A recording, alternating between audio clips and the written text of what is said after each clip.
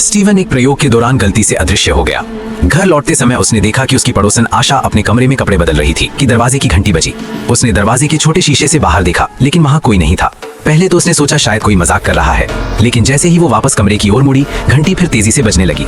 इस बार उसने तुरंत दरवाजा खोला, फिर भी बाहर कोई नहीं था। हैरान होकर आशा गलियारे में देखने लगी, फिर वापस कमरे में आई।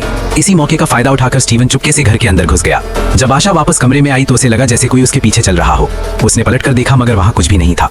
वो डर के मारे दरवाजा बंद कर अंदर आ गई। अचानक स्टीवन पीछे से उस पर झपटा और उसे पकड़ लिया। कुछ देर बाद दरवाजे पर 30 दस्तक हुई। दरअसल प्रयोगशाला के उसके साथी कार्ल और मीना उसे ढूंढते हुए वहां पहुंच चुके थे।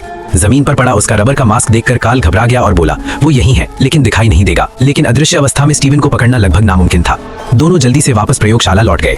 उन्हें अभी अंदाजा भी नहीं था कि आगे कितनी बड़ी तबाही उनका इंतजार कर रही है। असल में स्टीवन पहले एक मशहूर वैज्ञानिक था। उसे सेना की तरफ से जैविक अदृश्यता पर काम करने का गुप्त मिशन मिला था। 1 साल पहले उसकी टीम ने ऐसा रसायन बना लिया था जो जानवरों को पूरी तरह अदृश्य कर देता था। लेकिन समस्या ये थी कि उन्हें फिर से सामान्य रूप में वापस नहीं लाया जा सकता था। यहीं से प्रयोग खतरनाक मोड़ लेने लगा।